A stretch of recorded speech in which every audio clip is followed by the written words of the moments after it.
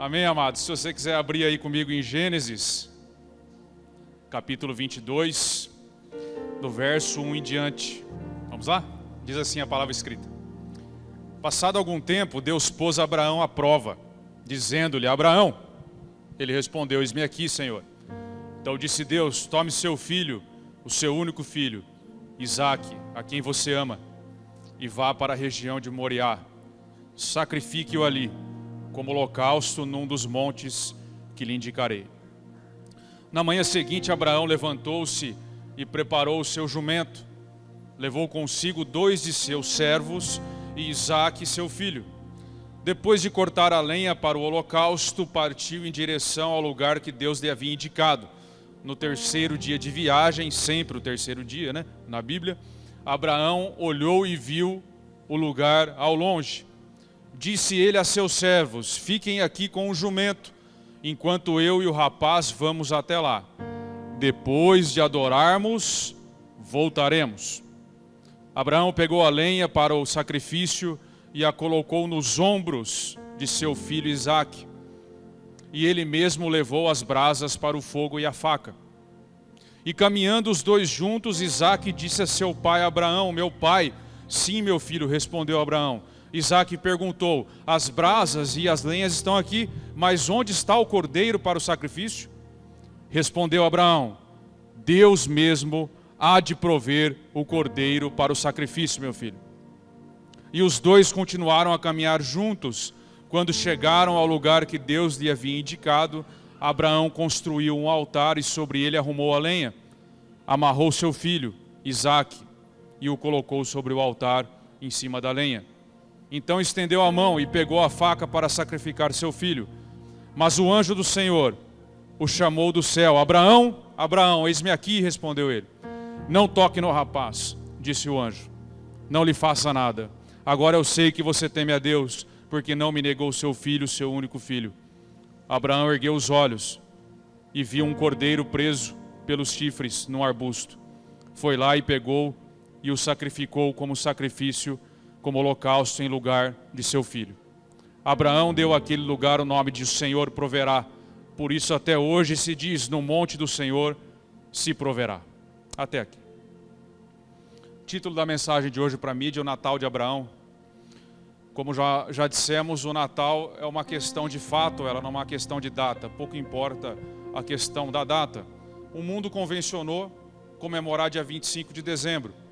Nós sabemos que muito provavelmente essa data não é exata. Nós não sabemos exatamente, mas isso não tira a importância da data.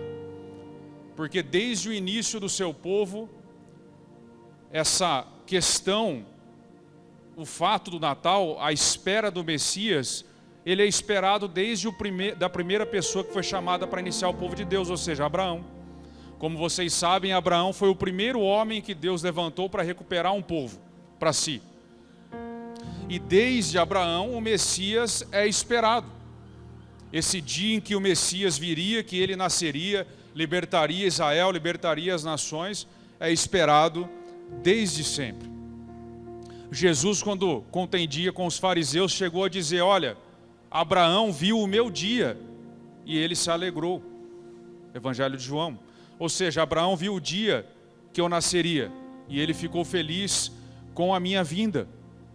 Muito tempo antes do primeiro Natal, Abraão compreendeu que um Isaque melhor nasceria e seria sacrificado em favor da humanidade. Abraão compreendeu que Deus proveria o cordeiro dos cordeiros um dia. Proveria para si mesmo o cordeiro dos cordeiros que alimentaria e mataria a fome de toda a humanidade. É isso que nós comemoramos nessa data. Por isso ela é tão importante e por isso ela jamais deveria ser esquecida. No texto em que nós lemos, Abraão está ali feliz com o seu filho, com a promessa cumprida. Ele está na companhia do seu único filho. Como vocês sabem, Abraão e Sara não podiam ter filhos, e inclusive já eram de idade avançada, mas por um milagre, assim como foi testemunhado aqui hoje, no caso da Júlia, que não podia ter um filho, Deus também tocou na vida de Abraão e ele teve um filho, Isaque. E mais do que isso, ele também fez promessas. Fez promessas sobre esse menino. E Abraão está feliz com o seu filho ali, se divertindo com ele, brincando com ele, convivendo com o seu filho. Mas um dia Deus o chama: Abraão. E Abraão responde. E ele diz: olha, pegue o seu único filho, o filho a quem você ama, o filho da promessa, leve até o monte e o sacrifique lá. Abraão, é justo supor que Abraão olha para Deus e faz uma oração: Senhor, dá uma olhada aí para ver se é isso mesmo. Será que você não está enganado? Porque sem filho, sem promessa. Deus tinha dito que por meio da descendência de Abraão, todas as famílias do mundo seriam benditas, porque o Salvador viria por meio da sua descendência. Que por meio da sua descendência ele seria pai de nações, ele seria o pai da fé. Como ele de fato é, o pai de todos nós, o pai da fé. Ele é o primeiro do povo de Deus. Mas agora, depois desse milagre, Deus pede o filho dele. Para nós que sabemos de toda a história é fácil entender. Mas naquele momento, imagine-se, se coloque no lugar de Abraão naquele exato momento em que Deus pede isso. Como que resolve isso na cabeça de Abraão? Porque o que Deus estava pedindo era incompatível com a promessa que Deus fez. Você já passou por isso? Deus pede algo que parece que é incompatível com o que Ele prometeu? Acho que todos nós já passamos. Não nesse nível, mas todos nós em algum nível já passamos. E Abraão está naquela situação que ele não consegue entender como assim. Mas Abraão obedece, porque ele é o pai da fé. E ele se coloca rumo ao monte Moriá. Abraão confiava plenamente no caráter de Deus. A carta aos Hebreus esclarece que Abraão sabia que mesmo que ele tivesse que sacrificar Isaque, Deus era poderoso o suficiente para trazê-lo de volta. Abraão confiava no caráter bondoso do Deus que sempre cumpre o que promete aos seus filhos. Abraão sabia que Deus não poderia mentir. Então ele, mesmo sem entender, mesmo sem conseguir resolver esse problema teológico na cabeça dele, ele se coloca em obediência rumo ao monte do sacrifício. E chegando ao pé do monte, Abraão dá a primeira demonstração, a segunda na verdade, porque ele se colocou ao caminho, ele dá a segunda demonstração de plena confiança em Deus. Ele diz ao seu servo, aos seus servos: fiquem aqui com o jumento, enquanto eu e o rapaz vamos subir ao monte, depois de adorarmos a Deus, voltaremos. Ele não diz eu voltarei, ele diz voltaremos até aqui. Porque havia uma promessa que Deus tinha feito a Abraão. E essa promessa dependia de Isaque. E Abraão sabia que Deus não mente, amém? Abraão então pega a lenha do sacrifício. E essa parte do texto é emocionante, porque Abraão coloca a lenha do sacrifício nas costas de Isaque, para que ele carregasse a lenha do seu próprio sacrifício. Da mesma forma, Deus Pai pegou a lenha do nosso sacrifício e colocou sobre as costas do Filho, que carregou uma madeira, uma cruz de madeira até o monte do seu sacrifício um dia. E Isaque carrega todo o peso do próprio sacrifício até o monte. A meia altura estão os dois caminhando juntos e Isaque começa a perceber que tem algo errado. E ele fala: pai, a lenha está aqui, a brasa está aqui, a faca está aqui, mas cadê o cordeiro? E Abraão olha para ele e fala: filho, Deus proverá para si mesmo um cordeiro, fique em paz. Eles continuam caminhando, conforme o local do sacrifício, o alto do monte vai chegando, começa a se aproximar e o cordeiro não aparece. Isaque começa a ficar mais preocupado, Abraão mais preocupado ainda, porque estão chegando até o local do sacrifício e nada está acontecendo, e Deus não está provendo, e eles continuam caminhando, e enfim chegam até o local do sacrifício, e Isaque é enfim amarrado sobre o altar, e o cordeiro não aparece. Aqui é preciso lembrar o seguinte: às vezes passamos de largo pela leitura e esquecemos que Isaque não era nenhum bebê aqui, e que Abraão não era nenhum jovem. Abraão já era um idoso.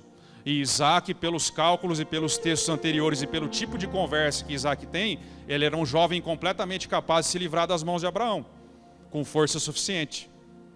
Mas Isaque não vai embora e nem resiste, porque assim como nosso Senhor, como uma ovelha muda que foi ao matadouro, Isaque compreendeu que Deus estava pedindo algo e ele precisava ser feito.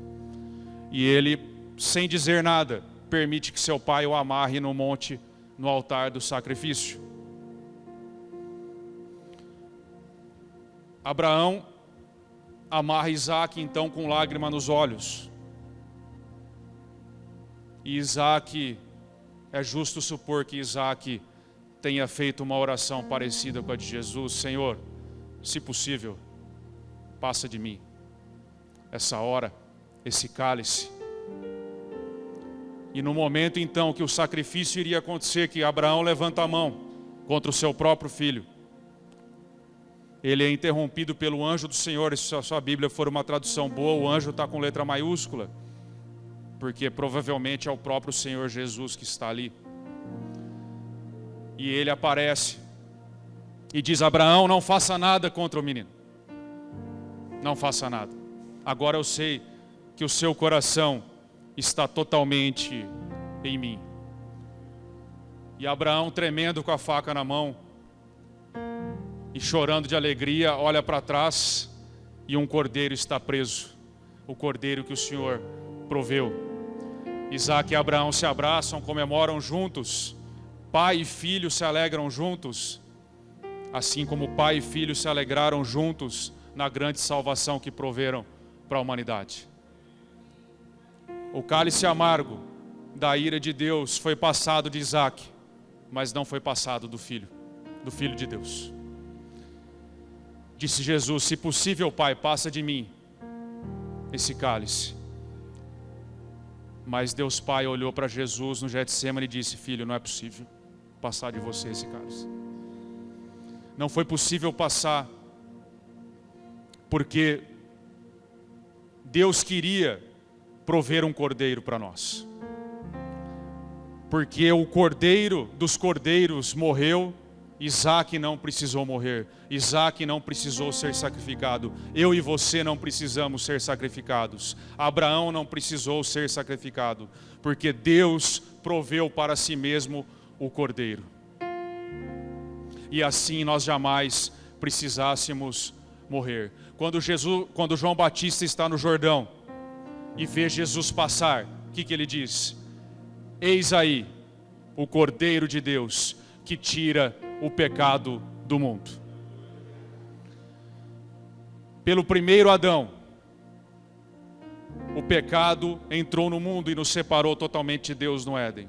Pelo segundo Adão, que é Jesus, o pecado saiu e nos reconciliou eternamente com o Pai. Abraão, de longe, de muito longe, ele enxergou o primeiro Natal porque ele viu o dia do Senhor e se alegrou com isso. Pela fé, Abraão olhou o futuro e viu Deus entrando na história para mudá-la para sempre. Ele viu Deus se esvaziando de si mesmo, se tornando uma simples criança que nos proveria em tudo. O Deus infinito tomou forma e coube dentro de um simples estábulo no colo de Maria. Como disse C.S. Lewis, no nosso mundo já houve uma coisa que era maior que o mundo inteiro, mas ele coube dentro de um simples estábulo. É assim que Deus proveu esse cordeiro.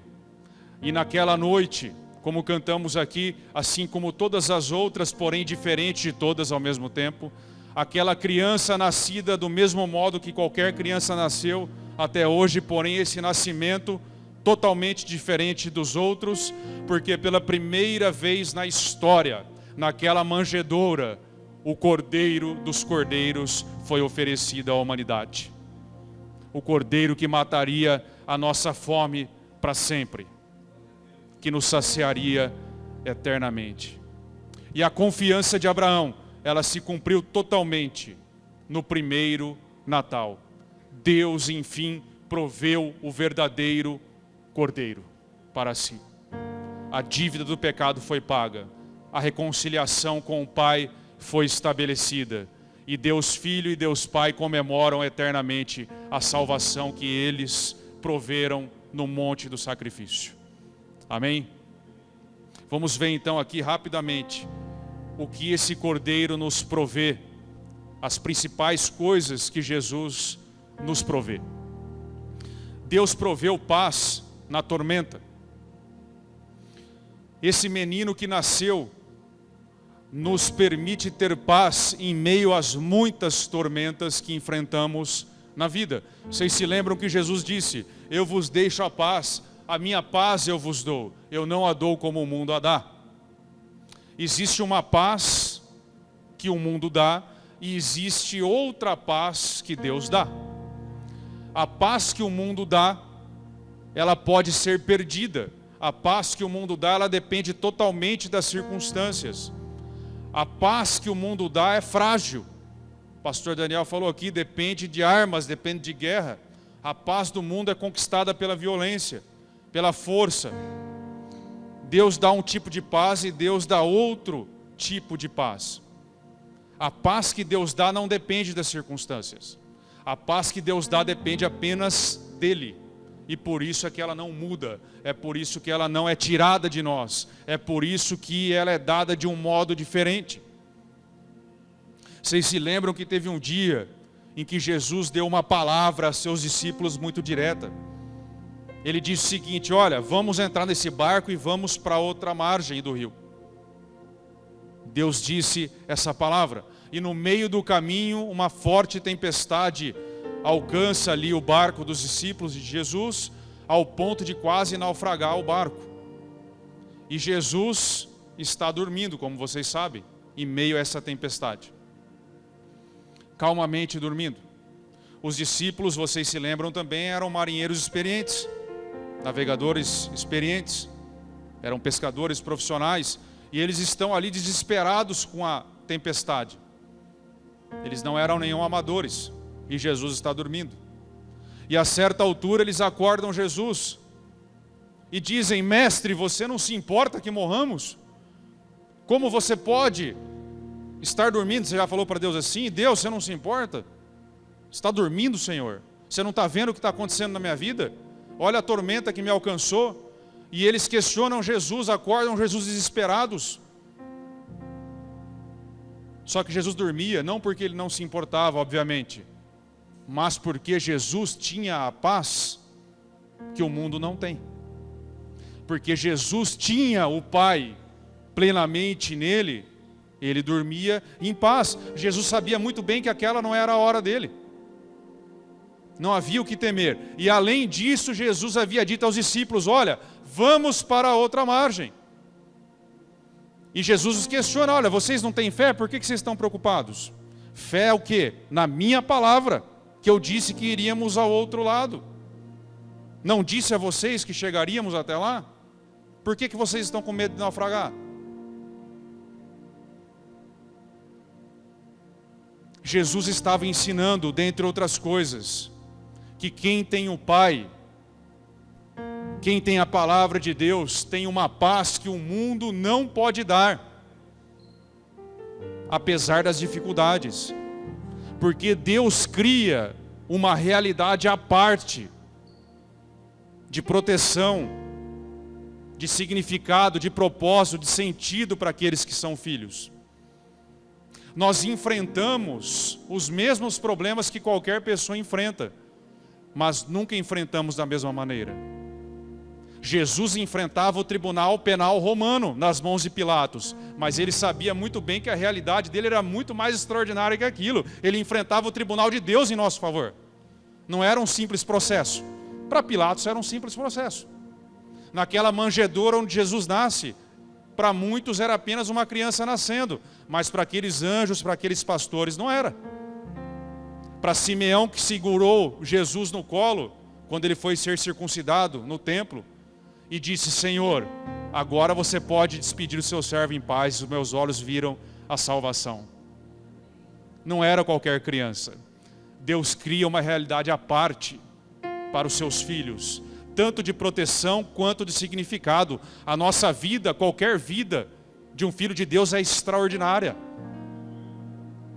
Porque é um simples copo d'água que você ofereça, não é esquecido por Deus.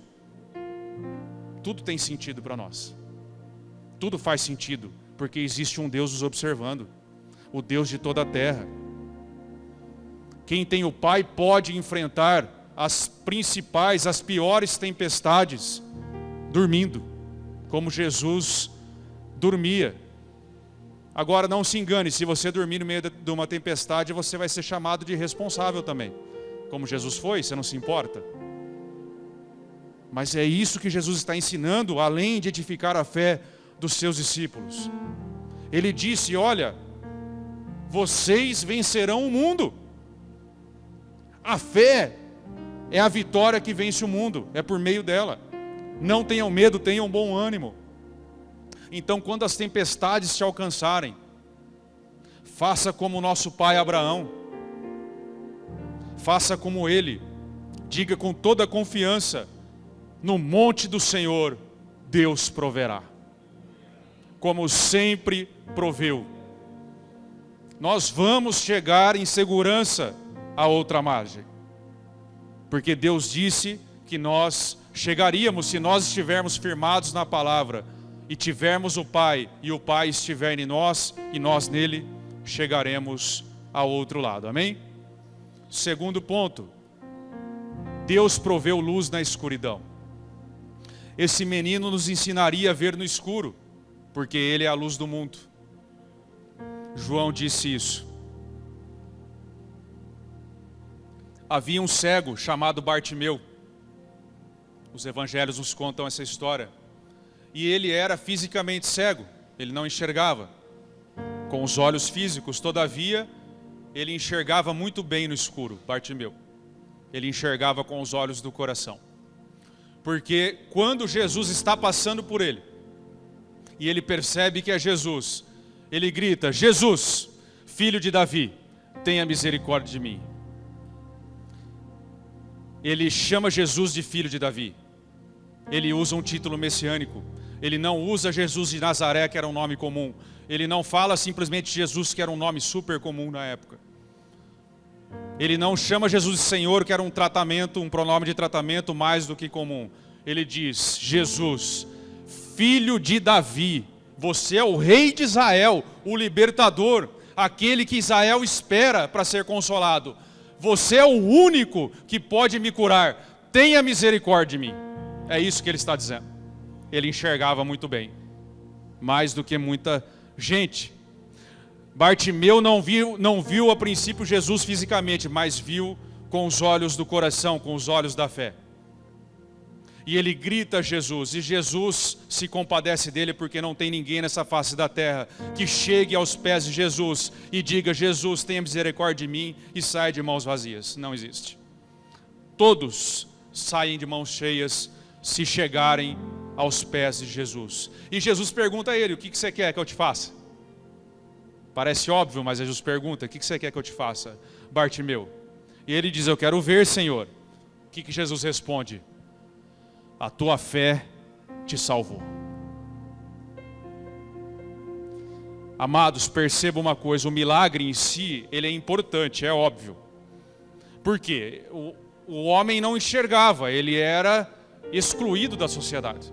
Ele não podia trabalhar, não tinha a mesma estrutura que temos hoje. Mesmo hoje em dia as pessoas com deficiência sofrem. Mesmo com toda essa legislação, você imagine naquela época. Então o milagre é importante, porque devolveu toda a dignidade a esse homem. Só que o milagre ele vai muito além disso. Porque o que Jesus estava dizendo ali é que ele é a luz do mundo. Esse é o significado maior do milagre. Ele é a luz do mundo. O milagre aponta para algo maior que ele mesmo. Jesus estava dizendo a todos nós hoje, eu posso fazer qualquer um enxergar. Só que é o seguinte, Bartimeu recebeu essa bênção. Todavia, alguns anos depois, Bartimeu morreu. E os seus olhos físicos morreram com ele. Mas o milagre principal permanece, porque a cura e a salvação de Bartimeu não se deu por meio dos olhos físicos, mas por meio dos olhos da fé, que enxergou a luz do mundo, que viram a salvação antes que pudesse ver Jesus fisicamente. Nós também não vimos Jesus fisicamente, mas os nossos olhos viram a salvação. Todos nós éramos cegos. Jesus disse isso aos fariseus várias vezes. Bartimeu enxergava muito mais que os fariseus, porque Jesus disse aos fariseus que eles não queriam ver, por isso eram cegos. Mas Bartimeu chama Jesus de Rei de Israel, e Jesus diz: olha, a sua fé te salvou. Não a sua fé te curou apenas, a sua fé te salvou. O milagre espiritual permanece eternamente, vai muito mais além do que essa situação física. Todos nós, assim como Bartimeu, éramos cegos, até que pudéssemos ver a luz. Naquela manjedoura uma luz brilhou. Naquela manjedoura o pão do céu foi oferecido na terra. Naquela manjedoura a verdadeira luz brilhou a todo aquele que crê. O salmista disse: o Senhor é minha luz e a minha salvação. A quem eu temerei? Deus proveu luz onde só haviam trevas. O profeta Isaías diz: um povo que andava em trevas viu uma grande luz, porque um menino nos nasceu, um menino nos foi dado, e o seu nome será Maravilhoso Conselheiro, Deus Forte, Pai da Eternidade, Príncipe da Paz, para que venha o seu reino sobre o trono de Davi, e ele estenderá o seu domínio, e haverá paz sem fim, desde agora e para sempre, sobre o trono de Davi. Se você ainda não recebeu essa luz em seu coração, diga hoje: Jesus, filho de Davi, tenha misericórdia de mim, e eu tenho certeza que os olhos do seu coração serão iluminados mais uma vez. Amém? Por fim, para terminar, Deus proveu vida onde só havia morte. Esse menino, ele nos ensinaria a viver na morte, porque ele é a ressurreição e ele é a vida. Teve um dia que um amigo de Jesus morreu, Lázaro. E Jesus, ao chegar lá, se comove. E com grande poder, Jesus levanta Lázaro da sepultura, provando a todos que a vida estava nele e que ele tinha poder suficiente para dar vida, hoje e sempre. Mas mais uma vez passaram alguns anos e Lázaro morreu novamente, fisicamente, e não teve quem ressuscitasse. Mais uma vez o milagre ele tem que apontar para além dele mesmo. Jesus estava provando que ele é a ressurreição e a vida, que a vida está somente nele, que ele tem todo o poder. O milagre vai além da situação em si. E Lázaro, porque cria no Senhor Jesus, ele aprendeu a andar sem medo pela morte. Ainda que eu atravesse o vale da sombra da morte, eu nada temerei, porque tu estás comigo. Esse menino nos ensina a caminhar no meio da morte, inclusive a nossa morte em todos os sentidos. Antes desse menino nascer, nós estávamos rumando para o monte do nosso sacrifício final, onde nós seríamos enterrados para sempre. O nosso destino seria a sepultura. Hebreus diz que Jesus veio libertar aqueles que por toda a vida vivem com medo, aterrorizados por meio da morte. De fato, a morte é um inimigo. A morte é o nosso maior inimigo. Porque a morte, ela não é algo natural. Não foi um plano de Deus isso.